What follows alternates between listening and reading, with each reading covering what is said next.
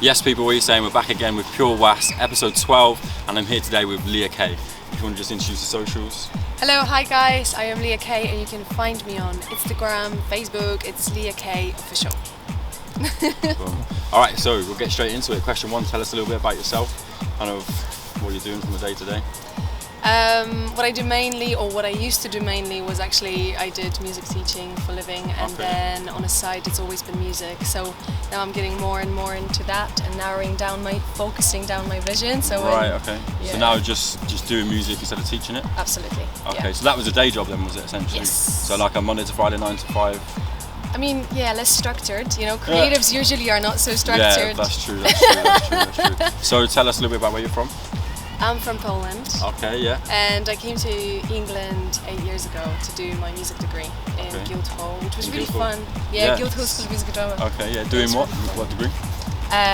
Jazz voice. Jazz voice. Yes. So obviously specialising in jazz then. Yeah. Well, yes. You can. I guess you can say that. But really, what I do is kind of away from jazz. I come from a pop, soul, R&B background, so I merge all of those things together, and I work with my partner, or at least on this project we worked together. He was producing it and we were co-producing it, co-writing it, and it's coming out in January. What's it called?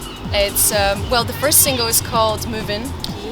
Nice. So there's a bit of structure to it then as well. Absolutely. Sick. So what was that called again? An Abundance Project. An Abundance Project coming January. Boom, stay out for that one. Okay, so tell us, apart from working and music aside, what other hobbies do you have? I'm actually really into meditation and spirituality. Is it? Yeah. Yoga, all of that. I have my own sort of meditation space in the house. Zen. Absolutely. Yeah, keeping it zen. You know, living in London, it's so busy. It's so easy to lose yourself, and especially launching your own career and making your own music, you have to think about so many different elements that go into the product, that you can easily lose your focus on really what's the most important thing, because you can really split yourself too thin. So meditation, yoga, the breathing work really grounds me and allows me to just kind of find a center. So meditation, what else apart from meditation?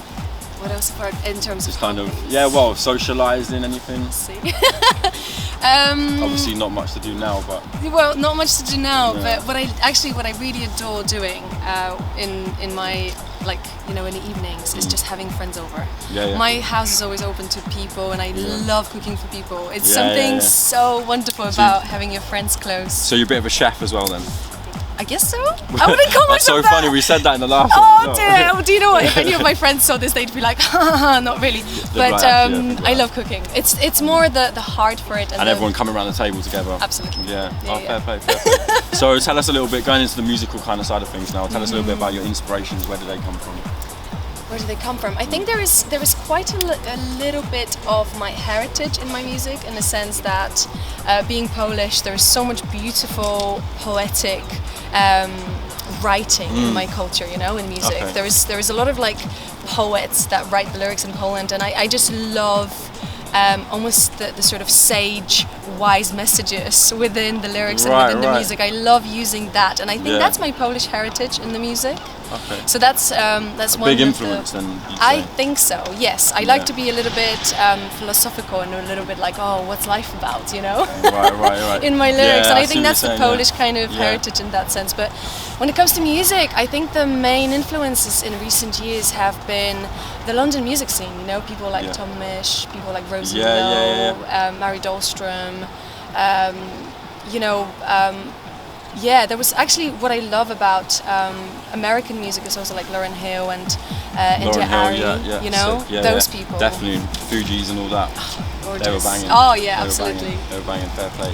So obviously you started doing music in school, or kind of where did you start your musical career, if you will? Well, I guess in terms of when my career really started was really after I graduated from Guildhall. So in London? In London. Okay, yeah. But I've done music my whole life. I started with piano lessons when I was 7. And then I from a young age. Absolutely, so young. And it was brilliant because it taught me so much about good work ethic. When you're 7 and you have two schools going at the same time. You've got like your day school, and then the musical side and then on the top of it, musical school. Yeah, exactly. So you did kind of after-hour tutoring and stuff like that then? Oh yes. Oh, right, and it was always full time. It was always like you did oral, you did history, you did rhythm, you did instruments, you did choir, harmony literally from the time when I was 7. It was so full on. But it also, it taught me brilliant basics for music. Yeah. And it was always going to be that. It was never a question in my mind that you was always going to go for music. Oh yeah. So then you made that decision to come to London, and then obviously start again doing it in London. I guess I've never really stopped, but it was more about, when I turned 18 and it was time to kind of, go into college. I was like, okay, if I really want to be serious about music, I want to do it somewhere on a bigger scale. Right. Coming to London was like the biggest step for one, me. Yeah, exactly. Okay, when it comes to Europe, and obviously it varies its own challenges, and it proved its own challenges. Yeah, of course. Time. Well, you're putting yourself in a different environment and all sorts of stuff. Absolutely. Yeah. So what would you say? How would you express all your influences and stuff? How do you now express that through your music that you're making now? How do I express it through the music? I guess what I've learned the most is how to. I guess the biggest lesson was how do you bring an original idea that is just in your head into a physical form. And what I love, I don't know actually how to answer to you question. It's a very difficult To be fair, answer. that's the first time I've asked the question. I thought I may as well ask this one. Can you just ask this question again? So, how do you feel that the influences that you had now, or you're using them influences that you express yourself now as you are in your music, if you know what I'm saying? How do I use those into expressing myself? Yeah. So how do I or use do you even use those? You don't maybe you don't use those, but that was a part of you that got you interested in music at first, and then that grabbed you, and then obviously now you've found new influences, and that kind of helps you express certain ways that you're, certain situations that you're going through, expressing it through your music. Like when you're meditating, you're grounding yourself, and then it's okay, back to my vision, and then there you go. So I'm with you. Similar kind of way. in a lot of ways, you've actually answered the question. Right. Because I think done. It's a wrap. And we're done. Wrap it there. I think in a lot of ways you answered that question, because really what the influences give you, they give you a starting point, don't they? The influence is a point where you learn something new. You found something interesting and you try to analyze it. Yeah. And you go, why did that work? How did they do it? And then you take it, and then through the process of experimenting with it, you find your own ways with it. So really you kind of forget about the inspiration at one point. Yeah, in a sense. I know what you're saying. Not really though. I mean, well, maybe yeah. Inspirationally speaking, and a bit more favoritism, who would you say that you would love to kind of collaborate with or perform perform live with? Okay. If you know what I'm saying. So who would be your best two? Let's give you two, so you can maybe warm someone up, or you can be in the middle, or you can be at the end, or who would you have?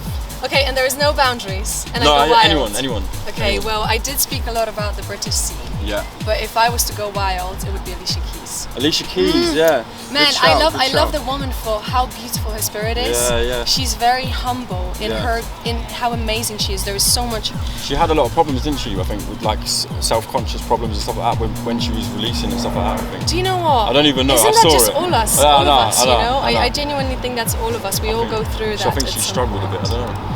But I think she's just wonderful as a musician and as a person. She's so talented, she's my one to be like, if I want to collaborate, if I can support someone, it would be her. Yeah, definitely. One more? Rosie Lowe. Rosie Lowe? Yeah, British London. I'm not too sure about Rosie Lowe. I don't know. I haven't heard much. Yeah, she's a London singer-songwriter. She's wonderful, beautifully. She's very original in her work. Okay, yeah.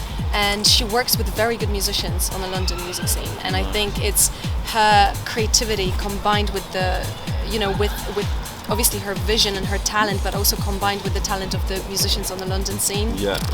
Just fireworks. Yeah, fair. That's definitely Okay. So tell us a little bit about the future. What's in store? Sure. In the close future, I am hoping to build up more music material, basically. Yeah. So once I launch the Abundance project in January and it starts rolling, I'm hoping to create more music in the meantime and collaborate with more producers, more musicians. So that's going to be fun. But also my sort of side project is creating positive content on my YouTube channel. Okay, so I run this channel called The Happy Place, and it's on my YouTube Lea Kay channel. And in that show, I talk about things that bring a little bit more joy into people's lives, and it just makes me so happy to see how people respond to it. It's a talk show, you said, yeah? Yeah. So talking to what, different people around the world, or? For now, it's just me talking to the camera. You. Oh, nice. Okay, yeah, cool. But you know, I'm going to be bringing I've already got a lineup of exciting guests coming up in the future. Yeah.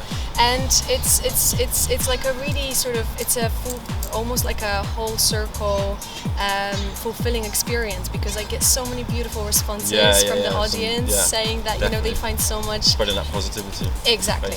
Precisely. Okay, so these two things, just making more music and making more content, bringing more joy into people's lives, Yeah, that's a good message to push as well. Come on. All right, okay, so there's only one more question to ask you, and that is, Mr. Thought Today, run the rhythm.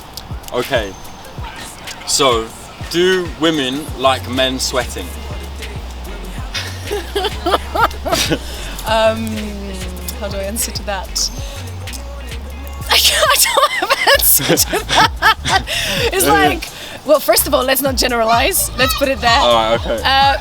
I would ask my boyfriend, Pilo, do you like sweating? Do I like sweating? Yeah, do you like sweating? I think it depends on the context, yeah. Okay, that was my answer.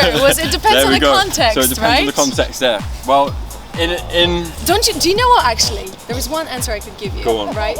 In the morning when you wake up, right? And the bedroom is like smelling of the bed and the sweat, and you feel good because it's the next morning and you're gonna have your coffee.